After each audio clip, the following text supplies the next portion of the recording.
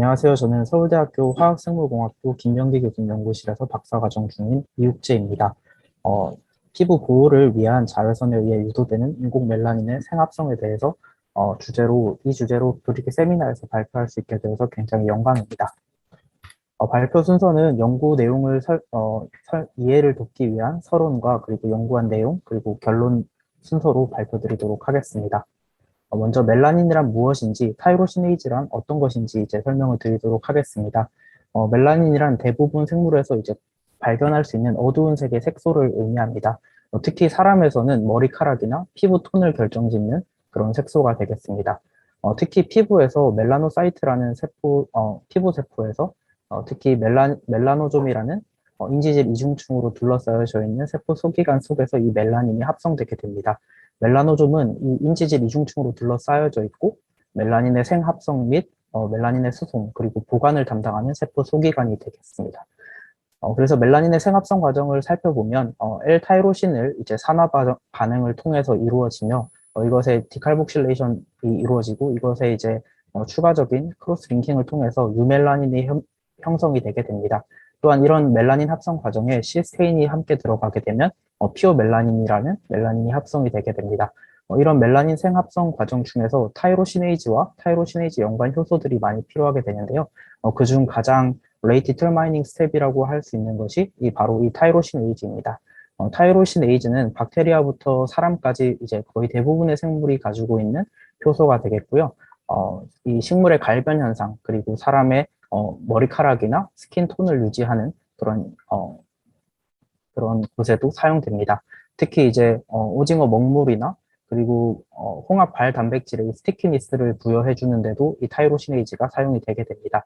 타이로시네이즈를 조금 더 살펴보자면 우선 구리 3형 효소이며 히스티딘 6개의 장기가 2개의 구리 이온을 붙잡고 있는 구조로 가지고 있습니다. 그리고 이것의 반응은 이제 모노페놀 기질들을 올소 하이드록실레이션 시키고 그리고 추가적인 산화 반응까지 시키는 이 두 가지 산화 반응을 일으키는 효소가 타이로시네이즈가 되겠고요. 이 이후에 이 퀴논폼은 뉴클리오필릭한 컴파운드들과 마이크로디신이나 시프 베이스 리액션을 통해서 서로 컨주게이션을 이루어서 멜라닌이랑 아니면 다른 화합물들을 형성을 하게 됩니다.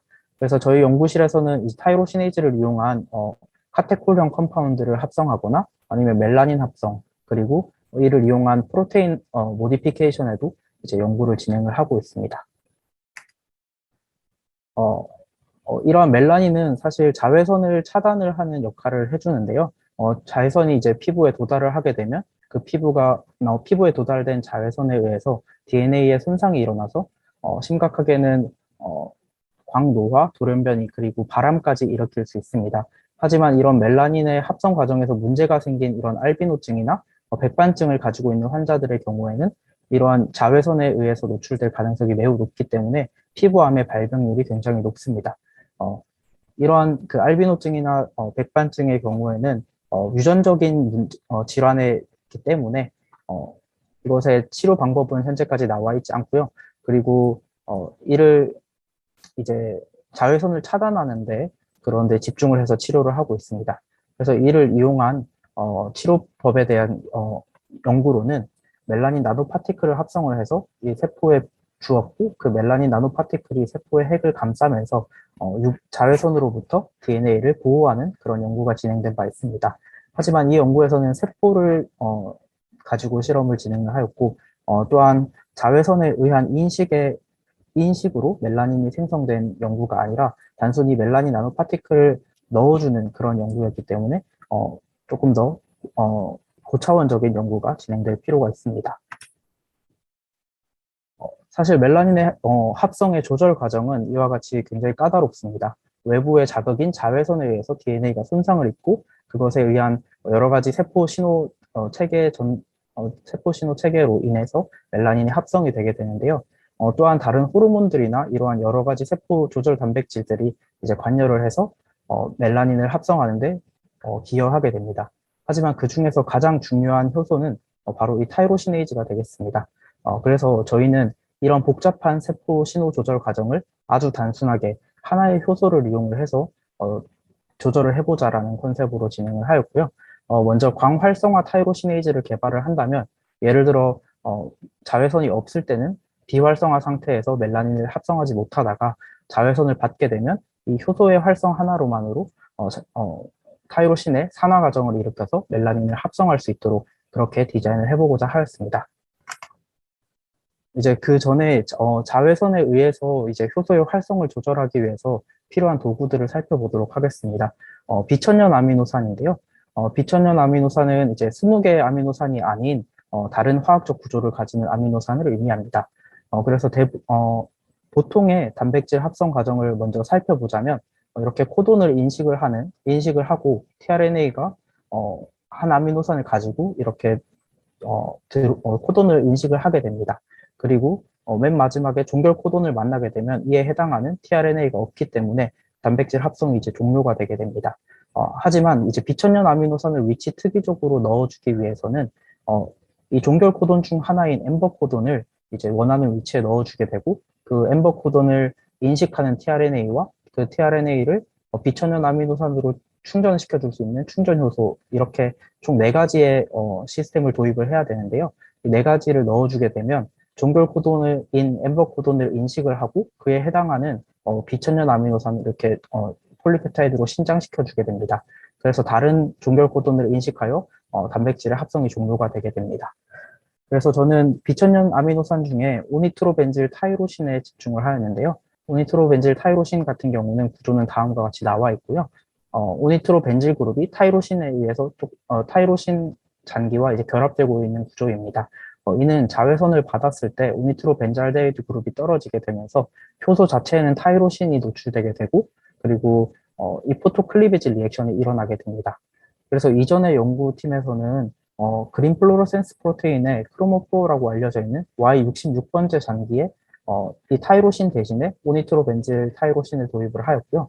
그 결과 자외선이 없는 환경에서는 전혀 형광을 나타내지 않다가 자외선을 쬐어주는 시간을 더 길게 할수록 점점 형광을 나타내는 것을 확인을 할 수 있었습니다. 그래서 저는 이 오니트로벤질 타이로신을 타이로시네이즈에 적용해보고자 하였습니다. 제가 타겟으로 삼은 타이로시네이즈를 간단하게 설명드리자면 방성균 유래 타이로시네이즈인데요. 이는 캐디 프로테인과 카탈리틱 도메인인 타이로시네이즈를 가지고 있는 프로테인입니다. 이러한 그 캐디 프로테인의 결합으로 인해서 단백질 구조가 단백질의 활성 부위가 이제 기질로부터 거리를 보았을 때 다른 타이로시네이즈들에 비해서 좀 더 얕고 평평한 그런 구조를 가지고 있습니다. 그렇기 때문에 원래 타이로시네이즈의 기질인 L-타이로신뿐만 아니라 고분자 기질인 젤라틴 그리고 히알루론산의 티라민을 치환한 고분자 기질 또한 다른 타이로시네이즈들보다 훨씬 더 높은 반응성을 가지고 있는 것을 확인을 하였고요. 이를 통해서 세포에 처리를 하였을 때 셀 바이어빌리티 또한 계속 높게 나오는 것으로 확인을 해서 사이토톡시시티와 사이토톡시시티가 없고 그리고 다양한 쓰임새를 가진 이 타이로시네이즈를 광활성화 타이로시네이즈로 개발하고자 하였습니다. 그래서 여기서부터는 이제 제가 연구한 내용이 되겠는데요. 먼저 타이로시네이즈의 활성 부위인 구리 이온을 주변으로 잔기를 선정을 하였습니다. 그리고 L-타이로신을 컴퓨테이셔널하게 도킹을 하였고 그 기질을 도킹한 그 기질 주변을 잔기를 선정을 하였습니다. 총 8개의 잔기가 선정이 되었고요. 먼저 오니트로벤질 타이로신을 도입하기 앞서서 그것의 포토클리비즈된 폼인 타이로신을 먼저 뮤테이션을 가했습니다. 그 결과 와일드 타입과 가장 유사한 활성을 가지면서 솔로빌리티 또한 나쁘지 않은 그런 I41Y 뮤턴트를 찾을 수 있었습니다.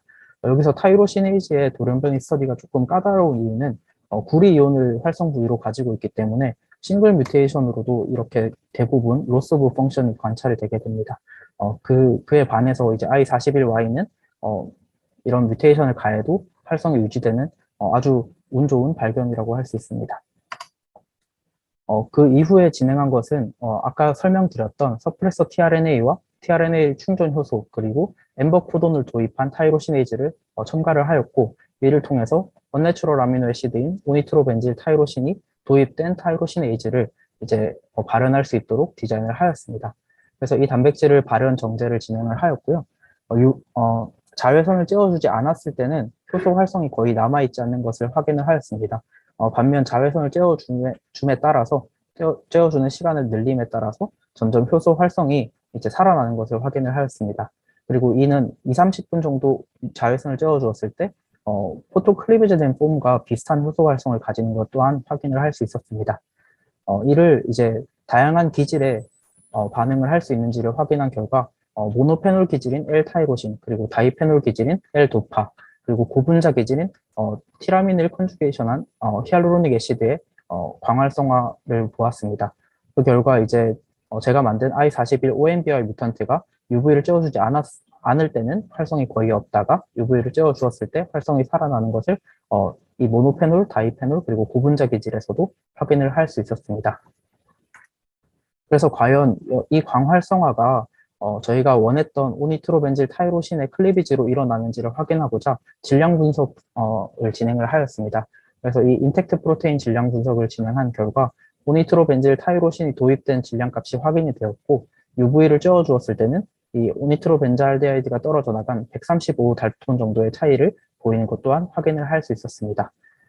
그래서 오니트로벤질 타이로신이 도입된 이 상태에서는 활성이 되어 효소의 활성이 거의 없다가 자외선을 받게 되면 오니트로벤잘데하이드 그룹이 떨어져 나가면서 효소가 활성화되는 것을 확인을 할 수 있었습니다. 이를 구조적으로 왜 이런 광활성화가 생기는지를 확인하고자 하였습니다. 그래서 I41번째 자리에 컴퓨테이셔널하게 오니트로벤질 타이로신을 도입을 해보았습니다. 그리고 와일드 타입으로 도킹된 L-타이로신을 그 기질을 도킹을 하였을 때와 비교를 해보았습니다. 그 결과 오니트로벤질 타이로신이 도입되었을 때 이 기질의 결합을 방해하는 것을 확인을 할 수 있었습니다. 이를 통해서 기질이 접근하는 것을 막아줄 수 있을 것이라고 생각을 하였습니다. 반면 포토클리베이지된 폼인 I41Y 같은 경우에는 L-타이로신과 아무런 충돌이 이루어지지 않는 것을 확인을 할 수 있었습니다. 그래서 이 구리를 기준으로 효소의 표면까지를 관찰을 하는 터널 어널리시스를 진행을 하였는데요. I41Y 같은 경우에는 비교적 와일드 타입보다 훨씬 더 짧아진 터널 길이를 가지는데, 반면 I41 OMBY 뮤턴트 같은 경우에는 훨씬 더 길어진 터널 길이를 가짐으로써 아무래도 기질의 접근을 훨씬 더 막아주는 효과를 보일 수 있었다는 것을 알 수 있었습니다. 그 다음으로 진행하고자 했던 것은 이 광활성화 타이로시네이즈를 피부 내로 전달을 하기 위해서 멜라노좀을 모방한 그런 리포좀 인캡슐레이션을 진행을 하였습니다. 그래서 리포좀을 인캡슐레이션 하는 과정에서 울트라소니피케이션 타임을 이제 조정을 해서 점점 피부에 투과하기 쉬운 그런 100나노미터대의 그런 파티클 사이즈를 가지는 것을 확인을 하였고, 광활성화 타이로시네이즈를 안 넣어준 리포좀과 넣어준 리포좀을 그 SDS 페이지 분석을 한 결과 넣어주었을 때 이제 저희의 광활성화 타이로시네이즈가 들어간 것을 확인을 할 수 있었습니다. 또한 파티클 사이즈와 이제 제타 포텐셜 분석으로도 이 빈 리포좀과 광활성화 타이로시네이즈가 들어간 리포좀을 비교한 결과 차이를 보이는 것을 확인을 하여 이 리포좀 파티클이 잘 형성이 된 것을 확인할 수 있었습니다. 이를 통해서 돼지 피부에 적용을 해보았는데요. 이 광활성화 타이로시네이즈가 이제 리포좀에 의해서 잘 둘러싸여져 있다면 돼지 피부 내로 잘 들어가고, 그리고 그 자외선을 받았을 때 멜라닌을 잘 합성할 수 있어야 됩니다. 그래서 그것을 확인하기 위해서 돼지 피부에 이 리포좀을 도입을 하였습니다. 그래서 자외선이 없는 상태에서는 광활성화 타이로시네이즈가 인액티브한 상태로 있기 때문에 UV를 쬐어주지 않은 상태에서는 시간이 지남에 따라도 멜라닌이 형성되지 않는 것을 확인할 수 있었습니다. 반면 자외선을 쬐어주었을 때는 광활성화 타이로시네이즈가 활성화가 되어서 이제 타이로신을 가지고 이제 멜라닌 신테시스를 진행할 거기 때문에 시간에 따라서 점점 멜라닌이 합성이 되는 것을 확인을 할 수 있었습니다. 그리고 멜라닌을 조금 더 염색해서 지켜보고자 페루시안 블루 스테이닝을 진행을 하였고요. 그 결과 이 표피에서 이제 합성된 멜라닌을 더 뚜렷하게 확인을 할 수 있었습니다. 이것은 조직을 TM 이미지로 확인을 하였을 때도 좀 더 진한 그런 이미지를 얻을 수 있는 것으로도 확인을 할 수 있었습니다. 네, 그 다음으로 진행한 것은 과연 살아있는 생물에 적용을 했을 때 효과적으로 자외선을 차단할 수 있는지를 평가를 하고자 하였습니다. 그래서 대조군의 경우에는 처리를 하지 않은 실험군이고요. 그 실험군에서 자외선을 쬐어주었을 때는 심각한 선번이 관찰되는 것을 확인을 할 수 있었습니다.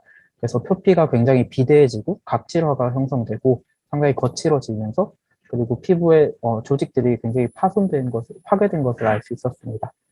특히 이제 이 안쪽에 위치한 멜라노사이트들이 다 사멸됨으로써 안에서 이제 엔도제너스한 멜라닌의 합성 또한 이루어지지 않는 것을 확인을 하였습니다. 반면 광활성화 타이로시네이즈를 적용하고 UV를 자외선을 쬐어준 결과는 피부가 대조군과 비슷하게 피부 조직이 상대적으로 프리스틴한 상태를 유지를 하는 것을 확인을 하였습니다. 그리고 표피의 두께 또한 이 처리하지 않은 군에 비해서는 굉장히 정상 조건과 비슷한 경우를 확인할 수 있었습니다. 그리고 특히 에피더멀 리전에 멜라닌에 합성된 것을 확인을 하였는데요. 이는 이제 광활성화 타이로시네이즈가 UV를 쬐어 주었을 때 이 피부 내에서 멜라닌을 합성을 하였고 그 멜라닌의 합성으로 인해서 피부가 보호됨으로써 이 안에 있는 엔도제너스한 멜라노사이트들이 멜라닌을 자체적으로도 생산할 수 있는 그런 환경을 제공해 준 것으로 생각해 오고 있습니다. 그래서 조금 더 자외선에 의한 DNA의 손상에 대해서 살펴보았는데요. 이제 자외선을 받으면 DNA에서 이제 티민 일양체가 형성이 된다든지 아니면 더블 스트랜드 브레이크가 생기게 되면서 히스톤의 포스포릴레이션이 일어나게 됩니다. 그래서 이 두 가지를 디텍을 하고자 각각 CPD와 감마 H2AX 스캐닝을 진행을 하였고요. 대조군에서 자외선을 쬐어 주었을 때는 이 티민 일양체들이 엄청나게 많이 관찰되는 현광값을 얻을 수 있었고 반면 광활성화 타이로시네이즈를 처리한 실험군에서는 현광값이 상당히 낮게 나오는 것을 확인을 할 수 있었습니다. 그리고 감마 H2AX도 마찬가지로 이제 대조군에서는 굉장히 높은 현광값과 그리고 광활성화 타이로시네이즈를 처리한 경우에서는 상대적으로 낮은 값을 확인을 할 수 있었습니다. 그래서 이를 통해서 광활성화 타이로시네이즈가 피부 내로 들어가는 것을 확인을 하였고 들어가서 멜라닌을 생성을 함으로써 그 멜라닌에 의한 DNA가 손상되는 것을 방지를 할 수 있는 그런 시스템을 저희가 구현을 하였습니다. 그래서 다시 정리를 하자면 저희는 광활성화 타이로시네이즈를 개발을 하였습니다. 이 개발하는 과정은 우니트로벤질 타이로신을 도입을 함으로써 개발을 하였고 자외선 없이는 타이로신을 이용하여 멜라닌 합성이 일어나지 않지만 자외선을 받으면 멜라닌의 합성이 일어나는 것을 확인을 할 수 있었습니다. 또한 이를 리포솜으로 둘러싸여서 피부 내로 전달하는 것까지 확인을 하였고 이를 통해서 자외선을 받았을 때 피부 내에서 멜라닌이 합성되어서 그로 인한 피부 조직의 보호라든지 DNA의 손상 방지 등을 할 수 있는 것을 확인을 하였습니다. 그리고 아까 설명을 드렸듯이 저희가 개발한 그 타이로시네이즈 같은 경우에는 L-타이로신 기질뿐만 아니라 고분자 기질에도 반응성이 좋은 타이로시네이즈인데요. 이를 좀 더 활용하고자 다음과 같은 실험을 진행을 했습니다. 히알루로닉 애시드에 티라민을 치환한 고분자와 그리고 히알루로닉 애시드에 EGCG를 치환한 고분자를 이용을 해서 광활성화 타이로시네이즈를 첨가를 하였을 때 처음에는 이제 각효가 일어나지 않다가 자외선을 받게 되면 이 자외선으로부터 활성화된 타이로시네이즈에 의해서 각효가 일어나도록 하는 시스템을 구현을 해보았습니다. 그래서 자외선을 받지 않았을 때는 모듈러스 값들이 이제 계속해서 똑같은 값을 유지를 하는 것을 확인을 하였습니다. 반면 자외선을 쬐어 주었을 때는 그 즉시 이제 모듈러스 값이 변화가 생겼고 그리고 1분 이내에 젤레이션이 완성이 되는 것을 확인을 하였습니다. 이를 조금 더 활용하기 위해서 자외선을 특정 글자와 특정 패턴을 가진 그런 포토마스크를 이용을 하여서 적용을 해보았고 이 하이드로젤 프리커서를 넣은 상태에서 포토마스크에 자외선을 쬐어 주었을 때 SNU 레터라든지 그 덧 패턴이 잘 나타나는 것을 확인을 할 수 있었습니다. 그래서 이를 조금 더 적용을 해보고자 하였던 것이 이제 광활성화 타이로시네이즈가 시간과 공간을 조절할 수 있는 그런 조절이 가능한 그런 효소이기 때문에 저희가 이 엠볼리제이션 시스템에 도입을 하고자 하였습니다. 엠볼리제이션은 이제 비정상적인 혈관의 생성이라든지 아니면 암세포가 있을 때 그 암세포로 가는 혈관을 막아줌으로써 그쪽 암세포로 가는 산소나 영양분을 공급을 차단을 하여서 암세포를 사멸시킬 수 있는 그런 기법이 되겠습니다. 그래서 이러한 엠볼리제이션 연구를 할 때는 저희가 원하는 위치와 원하는 시간에 그런 젤레이션이 이루어져야 하기 때문에 시간과 공간에 제어가 필요한데 이 광활성화 타이로시네이즈를 이용하면 이것이 가능할 것이라고 생각을 했습니다. 그래서 아까 제조한 HA 티라민과 HA EGCG를 가지고 하이드로젤 프리커서를 광활성화 타이로시네이즈와 섞어 주었고, 그리고 마이크로 플루이딕 칩상에서 이제 위치시킨 후에 자외선을 쬐어 주었습니다. 그 결과 이제 용액이 흐르는 것을 충분히 막을 수 있는 그런 컨디션을 보여주는 것을 확인을 하였습니다. 마찬가지로 Y자 브릿지에서도 저희가 원하는 방향으로 용액이 흐르도록 그렇게 조절할 수 있는 것을 확인을 하였고, 비정상적인 그 비정상적인 혈관 상황에서도 마찬가지로 그 하이드로젤 솔루션을 넣었을 때 혈관의 흐름을 정상적으로 유도를 할 수 있는 것을 확인을 하였습니다. 그래서 이를 통해서 광활성화 타이로시네이즈를 이용을 해서 보통의 광과교에 사용되는 폴리머들은 굉장히 톡식한데 이를 통한 좀 더 톡식하지 않은 넌톡식한 그 구분자를 이용을 해서 타이로시네이즈의 활성만으로 광과교가 이루어질 수 있다면 훨씬 더 그 좋은 그런 엠볼리제이션 효과를 보여줄 수 있을 것이라고 판단을 하였습니다. 그래서 이 연구는 이제 제가 최근에 어드밴스드 사이언스에 게재된 논문을 바탕으로 작성을 하였고요. 그리고 저희 분자생물공학 및 신소재 개발 연구실 김동희 교수님 연구팀의 실험실 연구원 분들과 그리고 비천연 아미노산의 합성에 많은 도움을 주신 윤영돈 교수님, 그리고 엑스비보 인비보 실험을 전담을 하셔서 도와주신 황서영 교수님, 그리고 그 황서영 교수님 방의 김수환 교수님, 고중년 박사과정 학생에 큰 도움이 있었기 때문에 가능한 연구였습니다. 더 궁금하신 점이 있다면 이제 이 논문을 참조하시거나 웹페이지 혹은 제 이메일로 보내주시면 감사하겠습니다. 네, 이상으로 발표를 마치겠습니다. 혹시 질문이나 코멘트 있으시면 해주시면 감사하겠습니다.